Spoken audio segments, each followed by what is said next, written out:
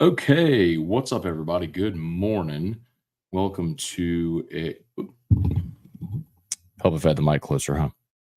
Okay, what's up, everybody? Good morning. Welcome to a hump day edition of Morning Scone presented by Brock, the Baton Rouge Orthopedic Clinic, Parish Construction and Roofing.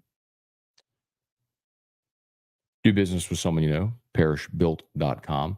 Unique Physique, uniquephysique.com. Semaglutide, tirzepatide, once a week injections for weight loss, a weight loss shot. You've heard everybody talk about. They do the whole thing over telemed, and they'll ship your medicine anywhere in the country. So you don't even need to be in Baton Rouge. Of course, Restored Motions, restoredmotions.com. Okay, I need y'all to smile. Doing a day in the life Instagram story. A lot of you have asked me to do this, so I'm doing it. People say, how do you do all the things you do? Well, I'm doing a day in the life story. So I'm going to show everybody Morning Scone on Instagram. So y'all get ready for it. Okay, back home, showered and changed. Got my coffee because, of course, it's a hump day. Oh, look, it's Hester. And it's time for Morning Scone. So do this every day. Start at 7:15 Central till 7:45 when I have to go get Drew up, dressed and ready, and out to carpool. So let's talk to the Morning Sconers, y'all. All right, what y'all think about that? You got to see an Instagram story done live. Now y'all all have to go to Instagram and check out the story. Let me put captions on this real quick. I hope y'all are having a great start to your day. I am, and it's game week for the New Orleans Saints, and LSU turns the page. Brian Kelly met with reporters on Tuesday. I feel like covered a lot of ground, man. He talked about pretty much everything from, they should do away with the tough openers to his decision to receive the kickoff and his thinking there. The comments he made about Garrett Nussmeier being outplayed, which his exact word, although he kind of pushed back against that. Oh, that was his exact word. Disappointing injury report. Looks like Princeton Malbrew might be done for the year. Kyle Parker, UCL. That's the Tommy John injury. Didn't say he had a torn UCL. It was like a nerve thing. So I don't know how long he'll be out. Brian Kelly said they got to ramp up Shelton Sampson, get him ready to play. Chris Hilton, I don't think he's going to play this weekend. So ideally, you let him get another week of rest and you get him set to go play at South Carolina a week from Saturday. It was good. I think it was a productive session from Brian Kelly on Tuesday. Meanwhile, the Saints are getting ready for Carolina. Saints are 4.5-point favorite in the Dome on Sunday. Got to go get this one, man. I need to bring this with me. I need to bring both these sheets with me today. These are things I didn't get to on AFR yesterday. Bowl projections, and then ESPN FPI simulated the entire season. They had the Saints at 7-10. So for what it's worth, FPI simulated the entire season last year and had the Saints at 5-12. They went 9-8. So FPI was just a bit outside. Anyway, so take it with a grain of salt. Take it for what it's worth. Okay, we'll say some good mornings here. Y'all know the drill. Fire away. Please smash the like button if you're on YouTube. Subscribe to the channel, Facebook, like the page, share the post, and all that good stuff. We appreciate you for being there with us. Football season, game week. Very curious to see how everybody responds. Of course, you got Nicholls, so not the marquee opponent that's going to get a lot of people excited, but in any event. All right, let's say some good mornings. Wendell Norman, good morning. Brian Wynn, what's going on? Jason H, good morning. Jacob Thompson, what did Brian Kelly mean when he said Shelton Sampson is going to be a focal point in his press conference? So, well, I think we'll just read the tea leaves here, right? So your three starting receivers are obviously on Saturday were Kyron Lacy, CJ Daniels, and then you had Kyle Parker replacing Chris Hilton. Now Kyle Parker's injured, so I don't think you're going to play him this weekend, which means after those first two guys, Shelton Sampson's next. And if we're being very honest, LSU is going to be an infinity point favorite against Nicholls. So you want to get your starters out of the game as quickly as possible and play as many young guys as you can. Well, that would certainly mean Shelton Sampson could become a focal point this week against a lesser opponent, because you would rather not have Kyron Lacy and CJ Daniels and their ACLs running around against Nicholls in the second half. So I think that's what he means. Like Shelton Sampson's got to go play well this week, because if you don't have Chris Hilton next week or Kyle Parker, well, guess what? You got to have him ready to roll. So I think that's what he meant by that. Hey, River Reese, good morning. Dad, good morning. Jason H., thoughts on the safeties going forward? Move safe back to safe. I guess it's Sage. Listen, I'll repeat this. The only way that you're moving Sage Ryan back to safety is if you feel like you have a better option at corner. And I don't know if they do. We saw PJ Woodland play a good bit on Saturday. I don't know if y'all noticed this, but if you go look at Woody Marks's game-winning touchdown, right, the walk-off touchdown, I guess it wasn't a walk-off, but the game-winning touchdown, the player who was making contact with him around the goal line was Deshaun Spears, the freshman safety out of Denham Springs. So when Jordan Gilbert was ejected for targeting, Spears went into the game. So remember, Gilbert can't play the first half against Nicholls. So my guess is Deshaun Spears is going to make the first start of his career on Saturday against Nicholls. So, and that's a much better matchup, obviously, than USC and a Lincoln Riley offense and all that stuff. So we've talked about him. That's a guy that I'm very high on. And I think by the end of the season could be a guy that is your starter opposite Jordan Gilbert, depending on what happens with Jordan Allen. But I thought Jordan Allen had an okay game. But no, I don't think Sage Ryan's moving back to safety unless someone steps up at corner. And I would have said my best option there would have been Zy Alexander, but clearly he's still not ready to go and run around. Michael Thacker, good morning. Why was the middle of the field so open for SC? How's it fixed going forward? Also recommendations for sites, food for upcoming Vegas trip. Yeah. So the middle of the field was open because LSU was playing cover 2. Brian Kelly said that. Sean Salisbury said that yesterday in AFR. I told you that all throughout fall camp, that they just simplified, because what they wanted to prevent was the coverage bus. They didn't want as I've said, the 16-yard catch to become the 60-yard catch. Because you had a coverage bus, you didn't have help over the top. So they played cover 2, which means you had 2 deep safeties, effectively saying, we'll give you everything underneath and make you go 8, 10, 12 plays down the field. And we bet over the course of 8, 10, 12 plays, you're going to miss a read, you're going to drop a pass, you're going to commit a penalty, we're going to get a sack, something along those lines, right? That's going to put you behind the sticks and we're going to get off the field. And that strategy worked. So you gave up a lot of yards, but you didn't give up a lot of points. I mean, you held Lincoln Riley's offense to 20 points until the final 8 seconds of the ball game. So, I mean, I'll take that. I'll take that all the time.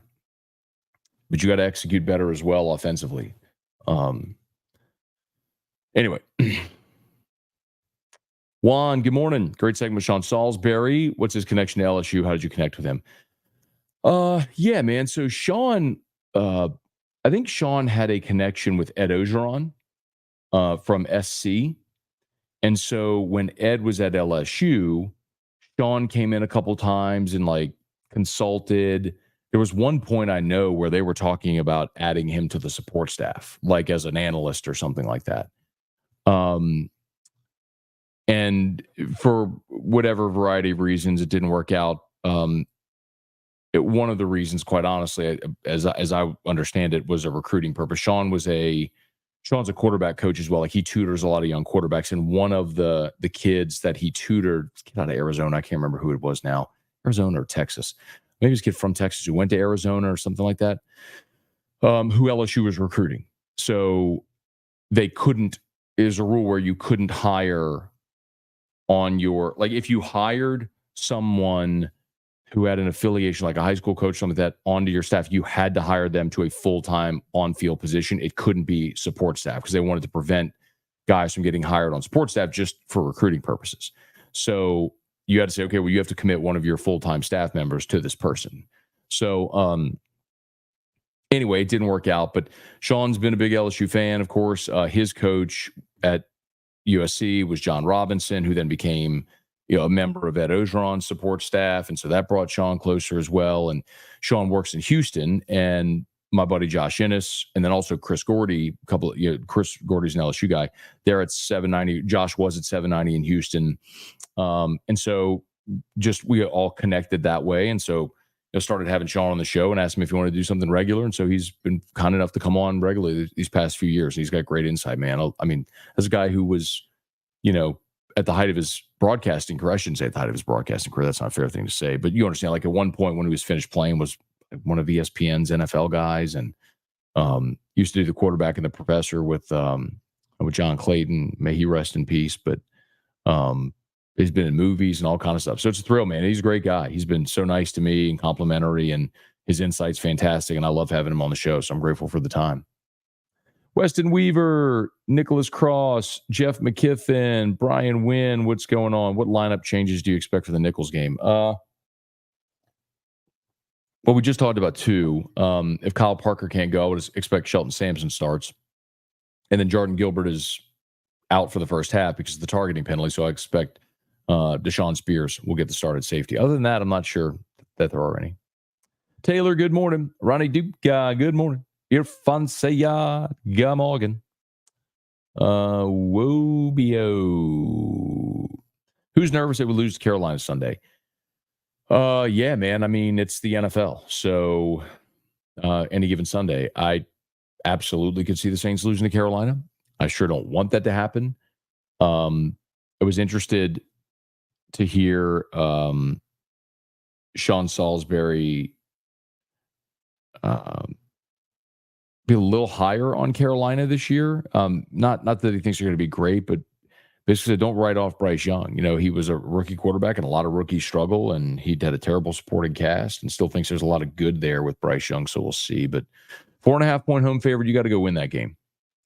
Jeff, what up, my dude? Brad David, good morning. Why do you think LSU was so good in the first game of the season under Miles?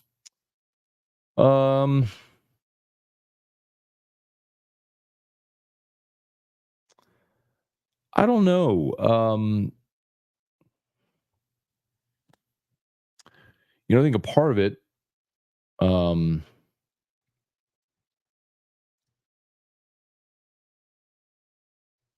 first of all, I think Les Miles is a much better coach than he gets credit for.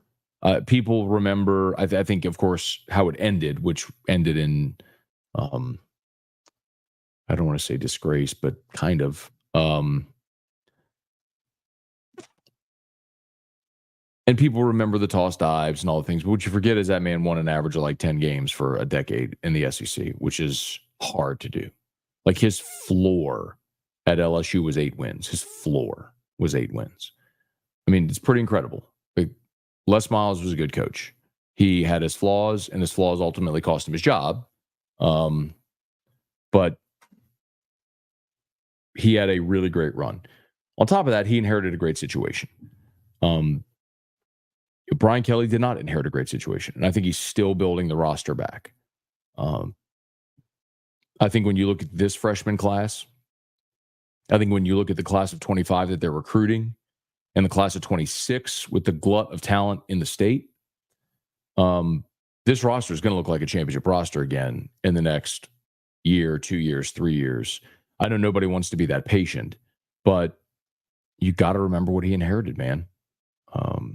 And what he inherited was not good. What Les Miles inherited was really good, and he was able to maintain it for a long time. Trivia Carter, good morning. Elijah Steele, morning, Matt. What are you looking for in the next game against Nicholls, if much can be taken away from it's such a nice, weak opponent?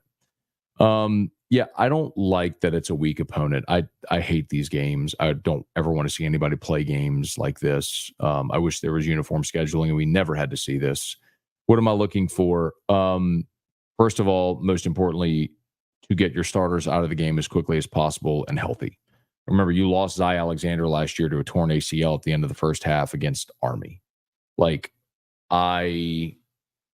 That's most important. And then after that, get the young guys work. Curious to see who's going to be the second quarterback to go in when LSU's up a bajillion. My guess is it'll be Ricky Collins. I'm interested to see that. See if we get a good look at Caden Durham, the freshman running back. Some of these backup linemen. I mean, basically, it's all about the backups. I just want to see some of the depth. Hunter, morning, Scone. Does Gilbert need to sit a half? Yes. We may be winning 42-0. He may not even play. I would be totally fine with that. Brett DeGrow, Bailey C. Garrett didn't win, but he wasn't the one who passed on the field goal. BK, man. Yeah, no doubt. Passed on the field goal. Listen, Bailey, my contention has been, if you listen to Locked on LSU, AFR, here in Morning Scone, that there's plenty of blame to go along. I was not okay with LSU deciding, Kelly deciding to receive the opening kickoff. I was not okay passing on the field goal. That said, everything else plays out the way it does. You're sitting there with a second and 8 from the 13, was it? And they have a beautiful play drawn up, and Nussmeier misfires when he's got Aaron Anderson open. I mean, you make that throw, you score, you take the lead. And now with a minute and change left in the ball game, they need a touchdown to go win the game. They got it ultimately, but instead you kicked a field goal and tied it, and a field goal at that point beat you. But in any event, my point is there was plenty of blame to go around, coaching and execution. The really disappointing thing is you were good enough to win that game, and you didn't, and that's what's really disappointing. Trivia, today I began my campaign for Nuss to go pro so we can get ready for a mobile quarterback. Joel, should we expect better run blocking before we put this O-line up as one of the best ever, other than Jaden ad-libs? The run game has been mediocre the last 2 years. So I completely disagree with that, Joel. Like, you don't get to say Jaden ad-libs because there was a lot of design runs for Jaden Daniels that were blocked to perfection. Design runs were part of that offense. And the run blocking, I'll give you an example. I saw a video on Twitter yesterday. Like USC posted a video, or like some USC fan site, and it was a run stuff. And if you look at it, you go, oh my God. And then if you actually freeze frame it, maybe I just know this because I played offensive line. I mean, I wasn't a great one, don't misunderstand me, and I just played in high school, but I at least know conceptually what you're trying to do. I can look at pulling guards, I can look at zone concepts, I can look at stretch plays, counters, know what you're supposed to be doing. And there was a play where they handed off to John Emery, and it was a run stuff. And when you freeze frame it at the line of scrimmage, there are 9 USC defenders and 7 LSU blockers. 9 on 7. I don't care if you have 7 All-Americans. 7 aren't blocking 9. So a lot of that was USC winning with numbers. So what I would say then as a counter is you have to be able to recognize at the line of scrimmage, hey, here comes the blitz, or hey, they're bringing numbers. You got to beat them over the top with it. I mean, there was a third, the 41-yard, golly. Hang on. It was the 41-yard reception that USC had on 3rd and 8. There were 3 drives where they converted 2/3. One was that 3rd and 8 where they had like a 41-yarder. One was a 3rd and 10 or something like that when they had the PI on Woodland. And then the next 3rd down, they actually got off the field. Dag nabbit. Let me see if this was it. I think this was it. No, it wasn't that one. It was this one. It was here it was. Yep, here it was. So here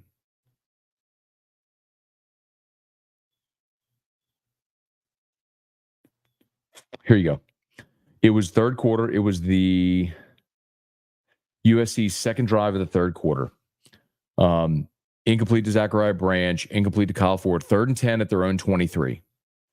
And LSU brings pressure, and they hit Kyle Ford for 41 yards on the left side. He ran it. LSU brought pressure. Lincoln Riley guessed right that LSU was bringing pressure, dumped it off. Nobody was home, 41 yards. Like, that's the kind of thing where it's the cat and mouse game with the coaches. Like, you had tip Lincoln Riley. Lincoln Riley beat Blake Baker there. On the flip side, the play that we're just mentioning, you had tip Danton Lynn. Danton Lynn beat Joe Sloan there. So, you know, I saw plenty of good. Go look at John Emery's the long run John Emery had.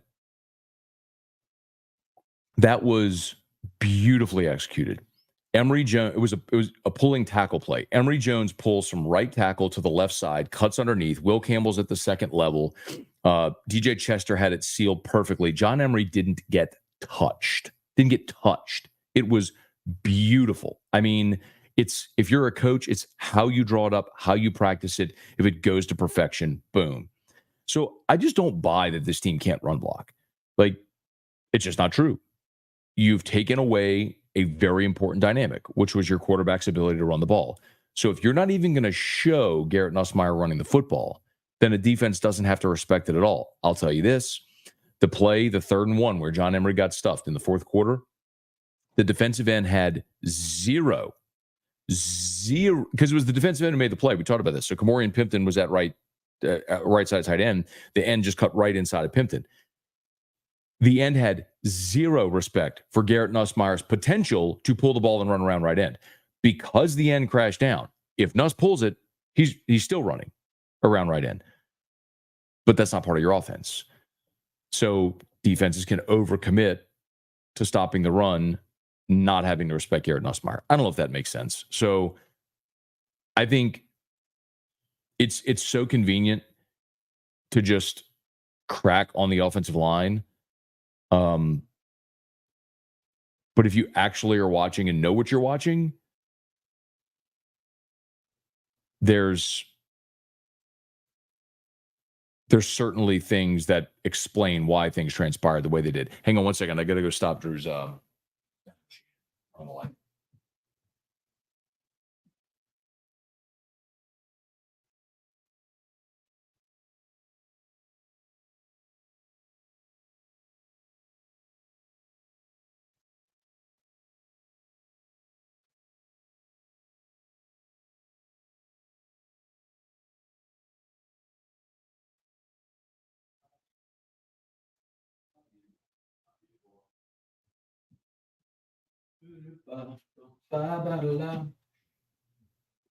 Okay. Please smash the like button if you would. Subscribe to the channel. Facebook, like the page, share the post, all that stuff. Kelly Gross, good morning. Cajun Country, when will we see the 50-team Super Conference need 12 marquee games? I'm with you. I mean, I think it'll be sooner than later. I mean, with every year that passes, you continue to inch closer to that, especially with, I mean, the revenue share thing, Sean, is the thing that really is going to be the ton of bricks that breaks the camel's back. Because G5 schools aren't going to be able to rev share the way that the Power 4 are. And so it's only going to create an even greater disparity than you already have. And when you see what's going to happen by guaranteeing G5 teams a spot in the playoff and they continue to get blown out, because they're not going to be able to compete. Within 2 years, I think that changes and it just pushes you further to a complete separation. Patrick Berglass, Matt, you're right. AP only dropped us to 18. We take care of business next 4 weeks. We could be back at 12, 13. A lot of big non-conference games for highly ranked teams. Yeah, man, you'll be right back there. You'll be hovering right around top 10. And remember, like, you have 4 games and an open date, so it's 5 weeks. Over the course of 5 weeks, it's plausible you raise, 5, 6 spots. When you keep winning, other teams lose, and you'll be right back in the mix. So it's like, look, the Ole Miss game was always the one we circled as the one that was, whether you won or lost against USC, it was always going to be the one that was going to set the tone for your season, and that's what it is. So get ready to win that game. Let's see. Tyga Poppy, what's going on? Brant Roban, how can you say we need to make sure our best players have to get the ball more? Lacey, second half. You've been coaching for 30 plus years. This stuff shouldn't even be in question. Yes. He's also not calling plays, and you have to delegate and make sure that your offensive coordinator is calling the right plays. But I also go through the second half, and we did this, Brant. I'm with you. Yes. Force the ball to Kyron Lacey, but at the same time, when LSU goes out and puts up the touchdown in the third quarter to take the lead, and John Emery was taking over the ball game, we all said, all of us, every one of us, you, me, the coaches, all of us, Will Campbell, we all said it, that our thought was LSU's offensive line was going to be able to lean on USC and put them away. And you took the lead in the third quarter, and John Emery was running hard, and you were doing exactly that. So, I mean, I was good with trying to play bully ball in the fourth quarter because it's what they went in trying to do. And you were just in a tight ball game, and it didn't work out, man. I mean, I'm with you. Yeah. Hindsight, I'd love to force Kyron Lacy the ball more. The other thing that I'm really interested in, and this is the one, if I didn't get to go to the press conference yesterday because I had meetings, but if, the thing that I would have loved to have known is, what did USC do? Did they do something to try to take Kyron Lacy away after that first drive or after the first half? All right, I only got a couple of more minutes here, y'all. My apologies. Melody, thanks so much. Locked On yesterday was really great. Thank you so much. Appreciate it, Melody. Rex, what's going on? Brian, going to start watching Monty Python. We always win when I watch that. I love it. Which Holy Grail? Life of Brian? Which Monty Python are we talking about? Meaning of Life?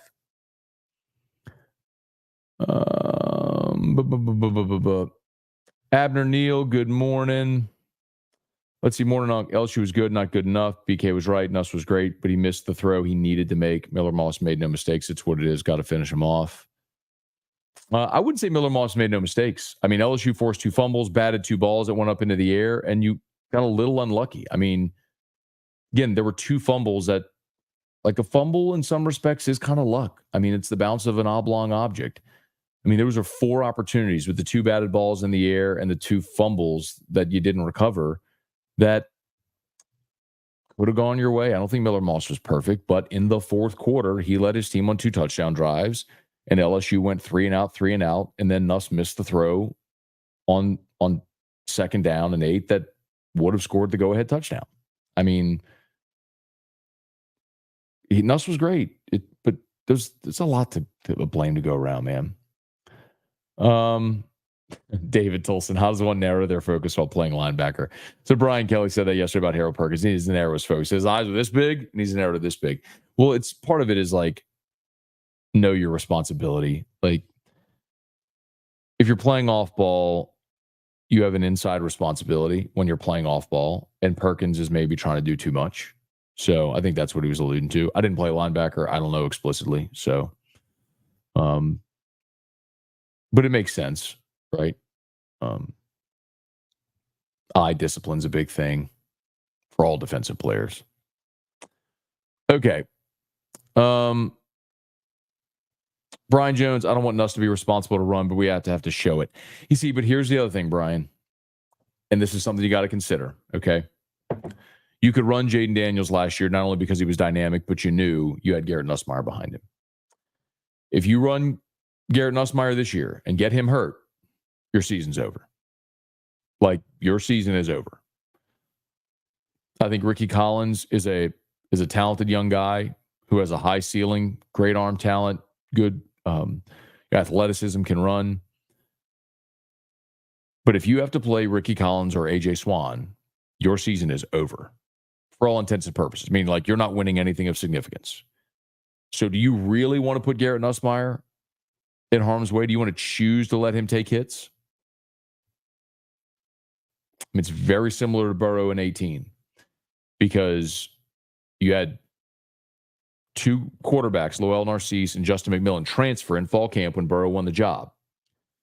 And so all you had was second-year Miles Brennan. And we learned later that there was part of that season where Brennan was injured and unavailable. So Burrow was your only available scholarship quarterback for part of 2018.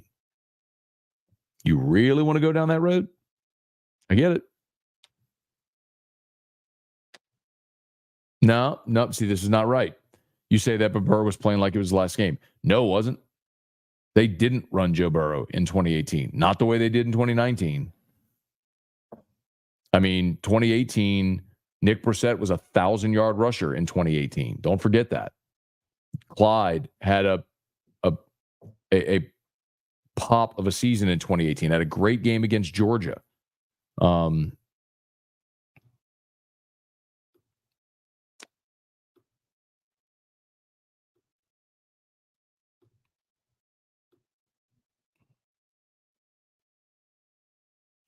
Nick Brissett ran 240 times in 2018. Clyde ran 146. Burrow ran 128 for 399 yards. So, I mean, you had a running back that took 240 carries. And I don't know this off the top of my head, but I'd be willing to bet that Nick Brissett taking 240 carries in 2018, that's the most that an LSU running back's had other than Leonard Fournette in 2015 when he had 300 carries. And I remember because it was 300 on the number. Let's see. I got to go. Were you surprised Caleb Jackson wasn't much of a factor? Yeah, I thought he would have a breakout game. He didn't, and John Emery kind of became the hot hand. So yes, I was. All right, y'all. I got to go. I'm so sorry. I got to bounce, but I'm already a few minutes late here. Got to get Drew up and get him dressed and ready to roll. So, Locked on LSU's already live. On your favorite podcast app or on YouTube, AFR at 3. Shout out to all of our great partners here on Morning Scone. Brock, Parrish, need North Peters, go to Brock. You need a roof, call Parrish. Unique Physique and Restored Motions. They're tagged on Facebook. I'll make sure I get them linked in the description on YouTube as well. Thanks so much. Y'all have an awesome day. We'll see you for AFR.